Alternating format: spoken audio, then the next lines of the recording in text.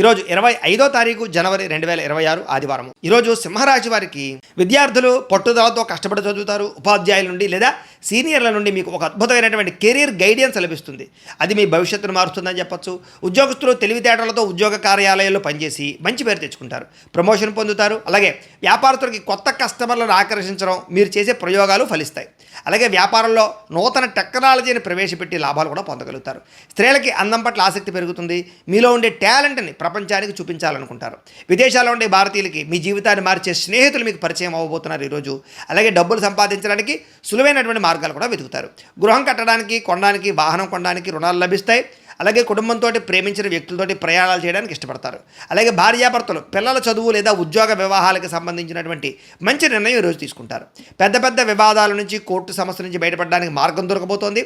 తెల్లవారుజామున లేచి వ్యాయామం చేయడం వల్ల మీలో నూతన ఉత్సాహం కూడా కనపడుతోంది. అలాగే విడిపోయిన ప్రేమికులు తిరిగి కలుస్తారు.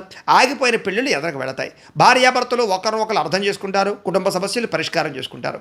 కొత్త వ్యాపార పెట్టుబడులు లాభిస్తాయి. కొత్త బట్టలు, ఎలక్ట్రానిక్ వస్తువులు కొనుగోలు చేసుకోగలుగుతారు. సమాజంలో కీర్తి ప్రతిష్టలు బాగా పెరుగుతాయి. అయితే నరదృష్టి ఎక్కువగా కనపడుతుంది, జాగ్రత్తగా ఉండాలి. మీకు సూర్యనారాయణ మూర్తి అంటే ఇష్టమైతే కనుక ఇక్కడ ఒకసారి లైక్ చేయండి. ఆయన ఆశీస్సులతో ఆరోగ్యం కలుగుతుంది.